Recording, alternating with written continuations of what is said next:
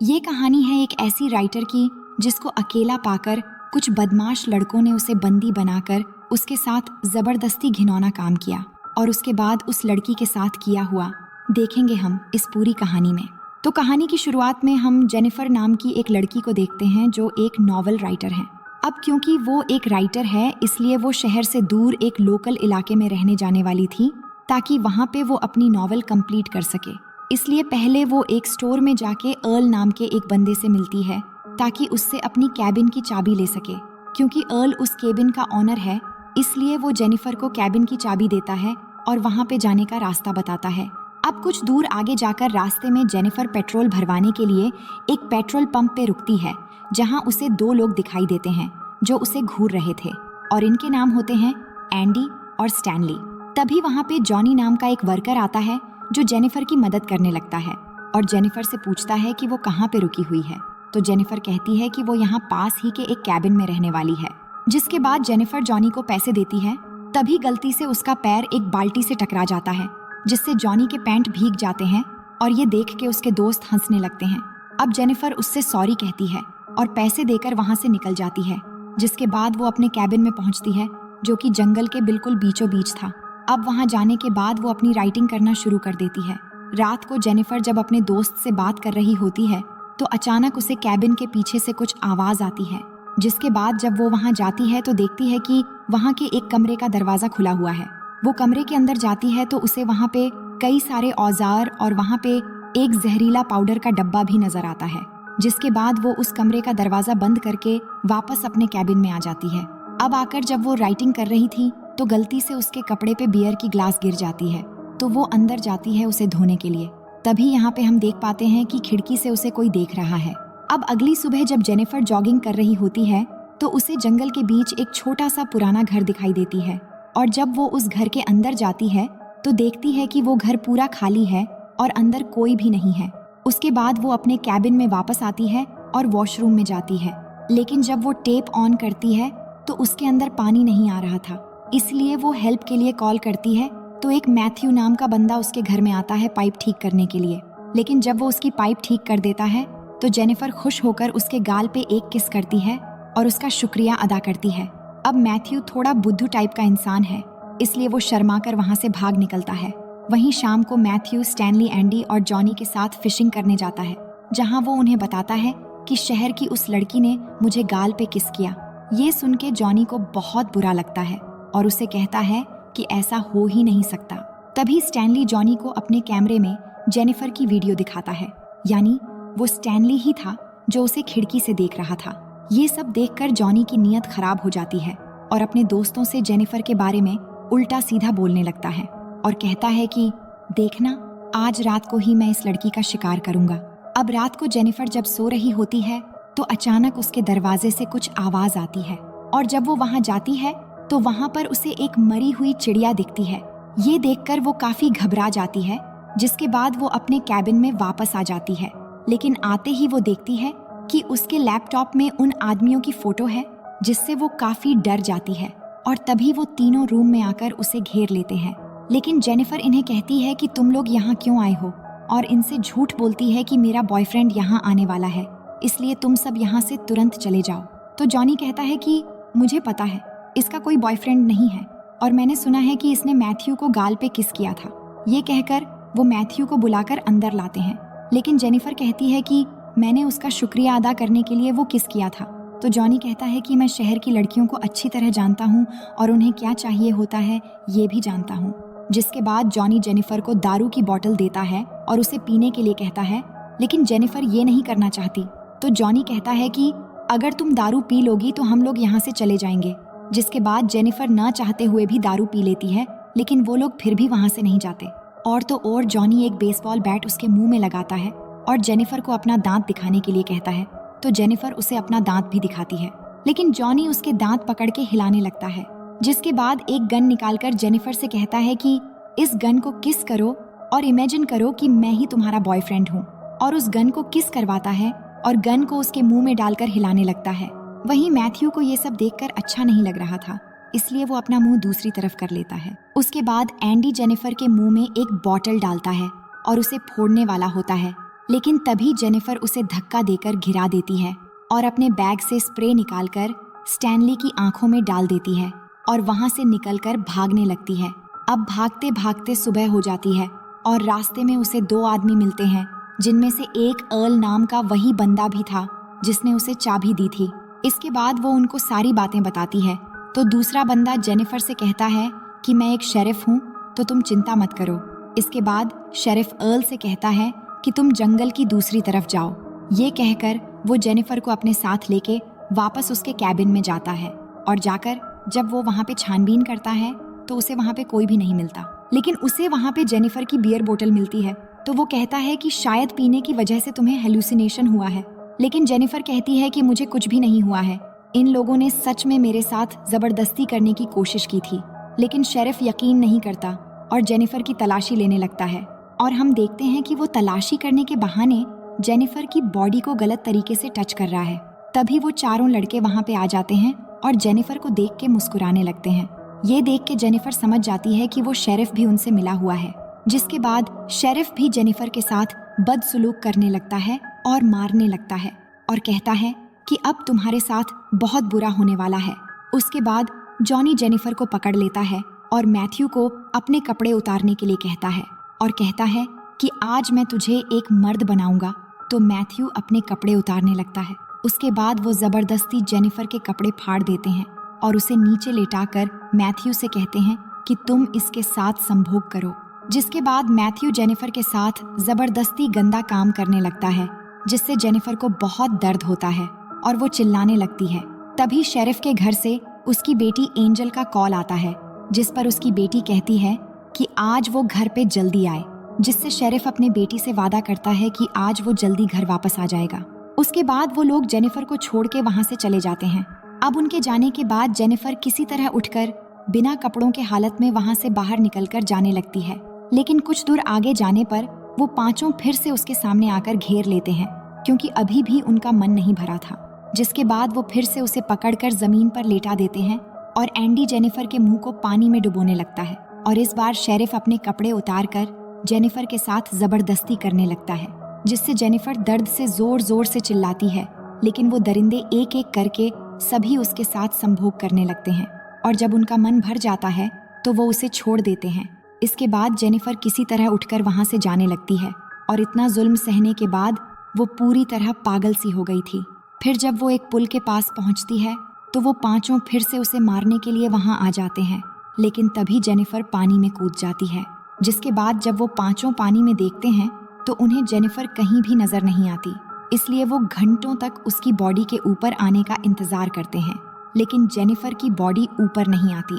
Sheriff ये देखकर उन सभी से कहता है कि तुम्हें जेनिफर पर नजर रखनी होगी, अगर वो यहाँ से भाग गई तो हम सब मुसीबत में पड़ सकते हैं। फिर वो जेनिफर के सभी चीजों को जला देते हैं ताकि कोई सबूत न बचे। अब रात को शेरिफ अपने घर आता है और अंदर जाकर अपनी बेटी से मिलता है, जहाँ उसकी बेटी उसे सरप्राइज देती है कि वो ऑनर्स प्रोग्राम के लिए सेलेक्ट हो गई है। फिर अगले दिन शेरिफ अर्ल के पास जाता है और उसे उसकी केविन की चाबी लौटा देता है। तभी अर्ल उसे पूछता है कि क्या वो लड़की यहाँ से चली गई, जिस पर वो कहता है कि हाँ, वो लड़की चली गई। अब अगले सीन में हम देखते हैं कि ये सभी अभी भी जेनिफर को ढूंढ रहे हैं, लेकिन उन्हें वो कहीं नहीं मिलती और वही मैथ्यू ने जेनिफर के साथ जो अत्याचार किया था, ये सब सोचकर उसे काफी गिल्टी फील हो रहा था। अब एक दिन अर्ल शेरिफ को कॉल करता है और कहता है कि उसे जेनिफर की बहन का कॉल आया था, जो कह रही थी कि जेनिफर अभी तक वापस क्यों नहीं आई, तो क्या तुमने उसके साथ कुछ गलत तो नहीं किया। इस पर शेरिफ कहता है कि नहीं, ऐसा कुछ भी नहीं हुआ, वो बस वहां से चली गई। अब अगली सुबह स्टैनली भागते हुए एंडी और जॉनी के पास आता है और उन्हें बताता है कि उसका कैमरा चोरी हो गया है और उस कैमरे में जेनिफर की वो सारी वीडियो क्लिप थी। ये सुनकर जॉनी स्टैनली को मारने लगता है और कहता है कि तुम्हें वो सब रिकॉर्ड करने की क्या जरूरत थी। अब रात को जॉनी जब अपने घर में होता है तो उसे अपने दरवाजे पर कुछ आवाज आती है और जब वो वहां जाता है तो उसके दरवाजे पर एक मरी हुई चिड़िया मिलती है, जिसे देखकर वो सोचता है कि शायद स्टैनली और एंडी उसके साथ प्रैंक कर रहे हैं। लेकिन उसे फिर से वही आवाज सुनाई देती है और वहां जाने पर उसे जेनिफर की एक चप्पल मिलती है, जिसे देखकर वो काफी घबरा जाता है। तभी उसे झाड़ियों में से एक और आवाज सुनाई देती है और आगे जाने पर उसे मैथ्यू के हाथ के रबर बैंड्स मिलते हैं, जिससे उसे लगता है कि मैथ्यू ही ये सब कर रहा है। अब अगले दिन हम शेरिफ को अपने घर आता हुआ देखते हैं, जहां उसकी वाइफ एक गिफ्ट देकर उसे कहती है कि किसी ने तुम्हारे लिए ये भेजा है, जिसके अंदर एक कैसेट भी है। अब शेरिफ जब उस कैसेट को हाथ में लेकर देखता है तो वो काफी डर जाता है और उन लड़कों के पास जाता है, जहां जाकर वो स्टैनली को पीटने लगता है और कहता है कि तुम्हें वो वीडियो रिकॉर्ड करने की क्या जरूरत थी। तभी जॉनी कहता है कि कल रात को मुझे भी कोई परेशान कर रहा था और मुझे पता है कि ये सब मैथ्यू ही कर रहा है, क्योंकि उसे जेनिफर की मौत से गिल्टी फील हो रहा है, इसलिए वो हमें डराना चाहता है। फिर शेरिफ उन्हें मैथ्यू को ढूंढ कर लाने के लिए कहता है और वो खुद अर्ल के पास जाता है और उसे शूट करके मार देता है, क्योंकि अर्ल को भी उन पर शक हो गया था। इधर मैथ्यू जेनिफर के घर के बाहर बैठकर गिल्टी फील कर रहा था। तभी उसे जेनिफर की आवाज सुनाई देती है, जिससे वो ऊपर जाता है तो उसके सामने जेनिफर एक सोफे पर बैठी हुई थी।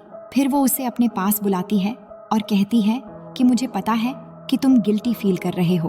तभी मैथ्यू जेनिफर से माफी मांगने लगता है और कहता है कि मैंने जानबूझकर तुम्हारे साथ ऐसा नहीं किया था, लेकिन जेनिफर उसके गले में एक रस्सी डालकर जोर से कसने लगती है, जिससे मैथ्यू बेहोश हो जाता है।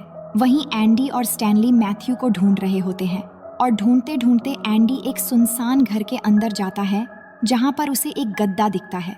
वहीं इधर स्टैनली के सामने जेनिफर आ जाती है, जिसे देखकर जब वो उसे मारने के लिए आगे बढ़ता है तो उसका पैर एक ट्रैप में फंस जाता है, जिससे वो चिल्लाकर एंडी को बुलाने लगता है।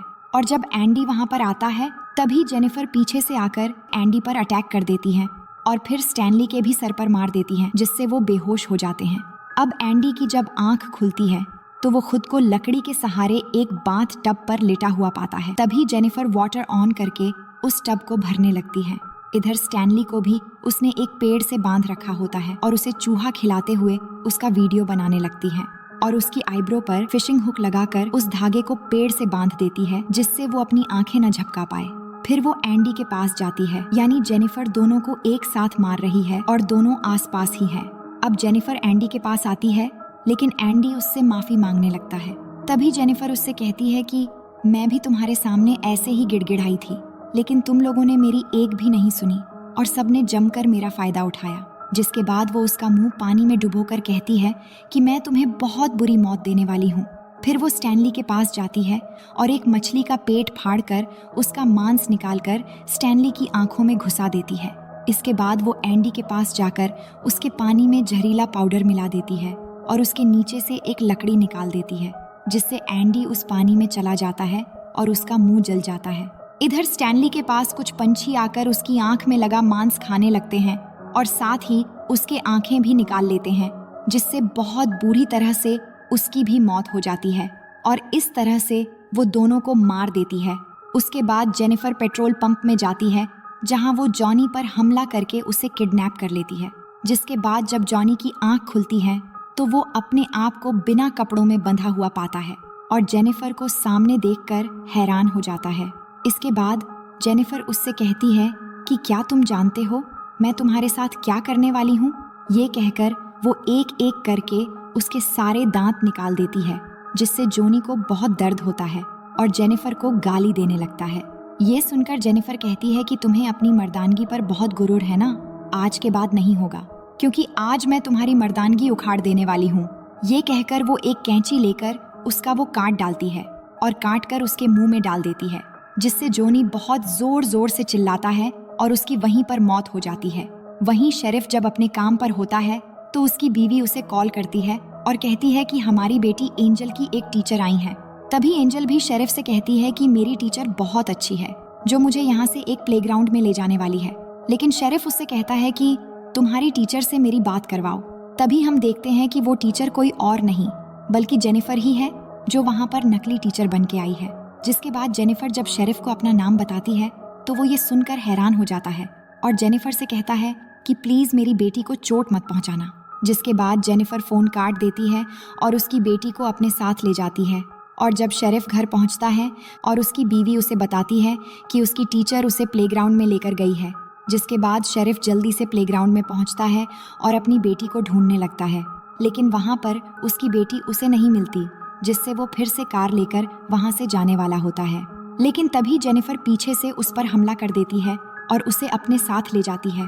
और जब शेरिफ की आंखें खुलती हैं तो वो खुद को बंधा पाता है और उसके बैक साइड में जेनिफर ने उसकी शॉर्ट गन डाली हुई होती है। जिसके बाद शेरिफ दर्द से जूझते हुए जेनिफर से कहता है कि प्लीज मुझे मत मारो और यहाँ से जाने दो।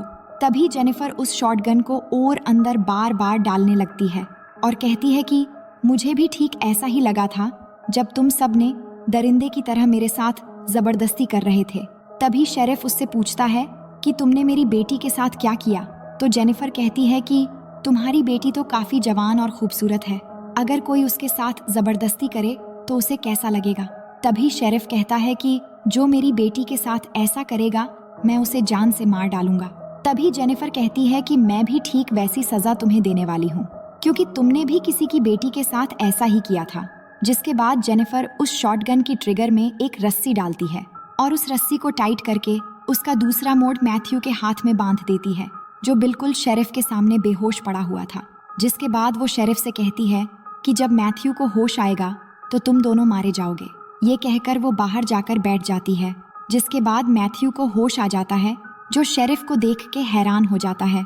तभी शेरिफ उससे कहता है कि बिल्कुल भी मत हिलना, लेकिन मैथ्यू अपना हाथ हिला देता है जिससे वो गन चल जाती है और गन से निकला हुआ गोली शेरिफ के पीछे से चीरता हुआ आकर सामने मैथ्यू को लग जाती है, जिससे शेरिफ और मैथ्यू दोनों की वहीं पर मौत हो जाती है।